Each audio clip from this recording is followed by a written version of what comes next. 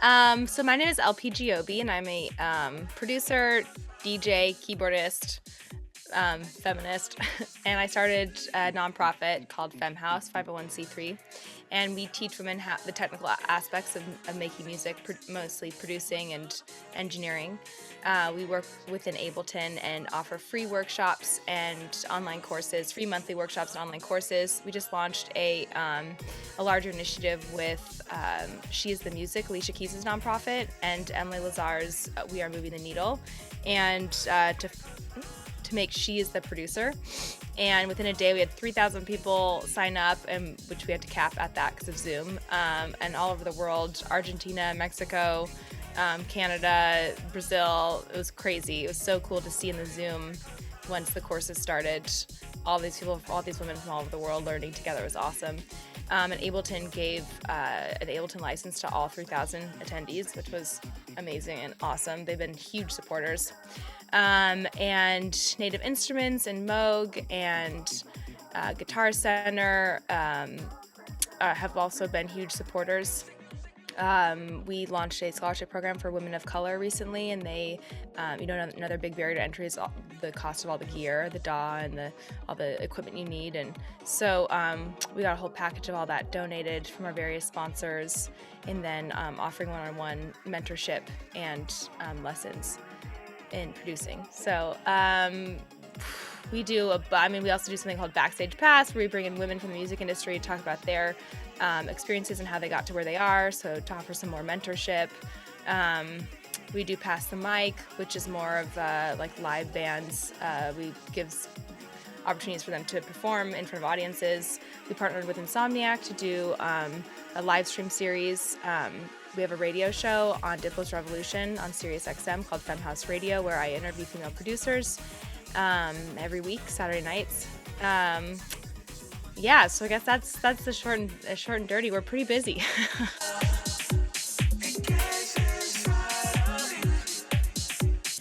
Great question. Well, right now only I think we're at 3%, 2 or 3% of producers are women.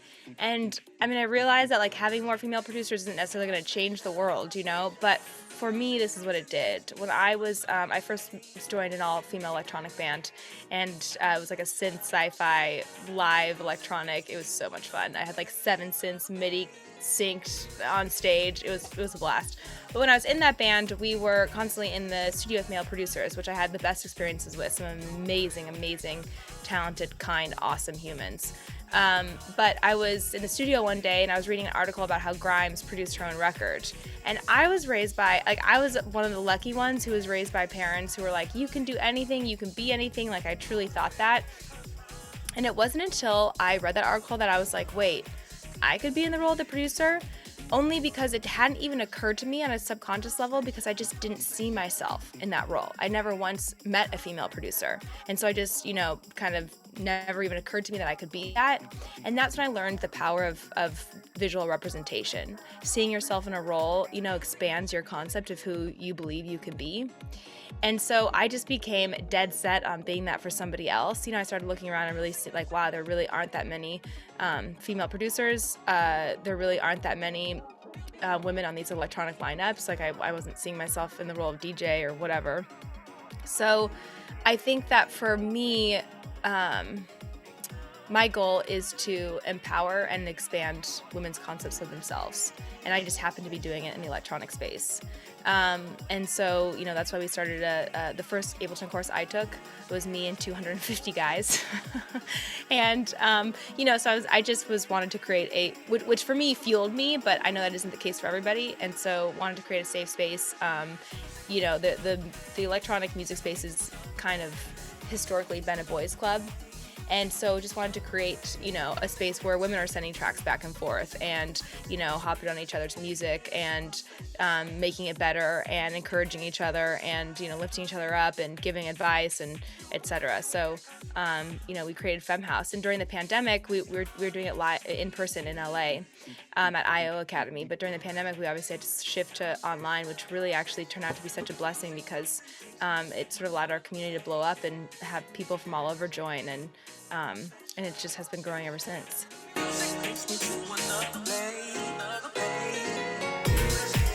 mean, I think like also the role of the producer is such an intense one in the fact that like it sort of shapes the full outcome of the song, you know?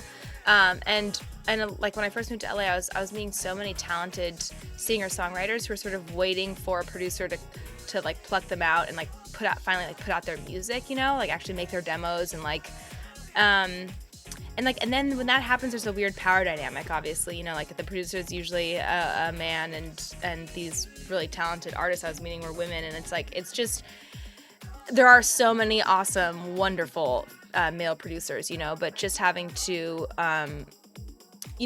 wait in general. It's like let's at least get you started to like start making your own demos and empower yourself in that way and control the narrative of your own track, you know.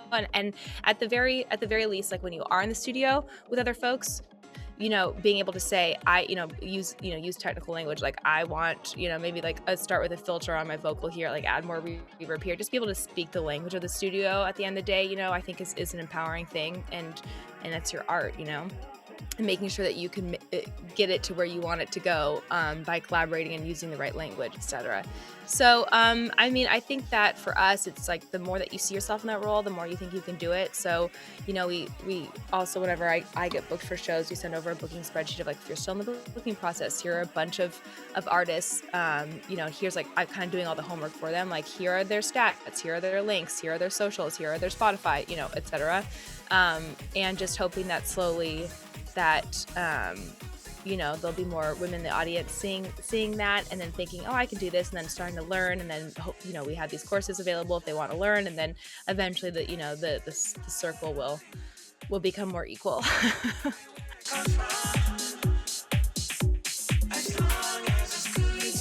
I actually have had wonderful experiences with the press, and I think it's like a bunch of different things, you know, some small organizations, the press, etc. But I find that a lot of these larger, powerful gatekeepers, you know, like in the United States, at least, I mean, even beyond the United States, Insomniac, for instance, like one of the largest electronic promoters in the world, they came to us and they were like, can we book, you know, we've realized that we haven't maybe booked that many women historically over the history of our organization. Like, we would love to do a, you know, Femhouse takeover on our massive Insomniac TV channel during the pandemic, you know, talking about other booking opportunities in real life as well. You know, Ableton coming to us and saying, you know, how can we realize that way fewer women have our program, like how can we change that? You know, Moog, Native Instruments, just a lot of really powerful gatekeepers in this industry have really seemed to, they seem to start caring in the coolest, most awesome, most inspiring way, and it really pumps me up. Like, people do want to make a change, and they're working on making a change.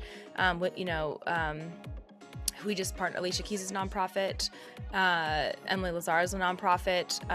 So like, I think these small organizations, and then I think the press, you know, I think when people put out lineups that are, you know, there's 2 women out of 60 or whatever, you know, people are speaking up and talking about it. I mean, Annie Mac, obviously, and Jaguar, where you guys are, have been like really vocal, and I think that people are like, at the very least, having to listen, maybe even if they don't want to, but like, whatever, I don't care how you get there, as long as we're getting there.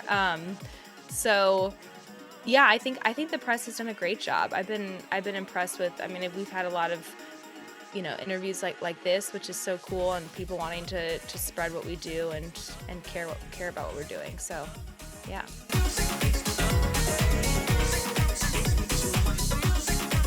You know, I touched on this a little bit earlier. I mean, honestly, I think about this a lot. I'm like, it still blows my mind, but I think that it is this feedback loop, right? So like, you're not seeing yourself in that role. Like, I mean, from at least me, like, truly didn't even occur to me. Because I just didn't see that. I saw myself in so many other roles, and like, I looked up at, like, you know, other synth players I looked up to, other piano players I looked up to, and other, you know, artists in general that I looked up to, but not in the technical side. So just like, I didn't really go for that. I didn't have mentors in that space. And so I think that, like, you know, there's that. And then because there aren't very many people, not very many women who are, you know, maybe working towards that, there aren't as many safe spaces for education because of just the demand. So I think it's like, it's part visual representation, it's part education. And that's, you know, we're trying to sort of amplify both of those feedback loops, if you will. And I think over time, it's a slow process, but I think over time, eventually, that will change. I mean, the amount of DMs I've gotten after I play shows, like I played a show in DC recently, and it was a handful of DJs, and I was the only woman on the bill. And then the next night I played like a 12-hour party with 3 stages, and I was still the only woman on the bill. Anyways, and I got a DM at the end of the weekend from a woman who, she's like, I've been going to that venue in DC for 10 years. You're the first woman I've seen on that stage, and it like blew my mind. I hadn't even thought about that. I didn't even realize it until I saw you, and I was so blown away that I like went back and thought about all the other shows I'd seen there, and I realized you were the first one, and it just made me feel like I could do anything. So thank you. And like that's, I think that's what it's all about, just trying to get out there as much as possible and just be as powerful as I can in that role to say, yes, you can. If I can, I promise you can.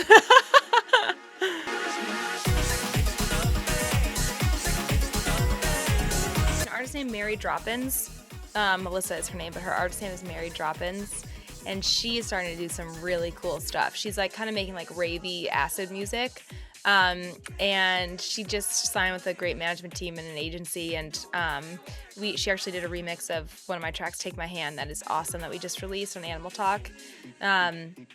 And I think that she's really gonna be fire. So check her out. And she's also she's such an amazing DJ, and she started producing recently.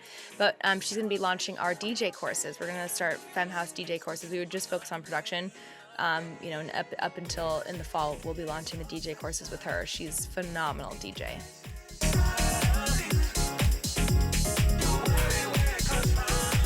Just for women, actually, it's more about a safe space for women. So we just ask that like most of the, like if there's not very much time at the end for questions, like it goes to the women who are in, but you can take there's the online courses.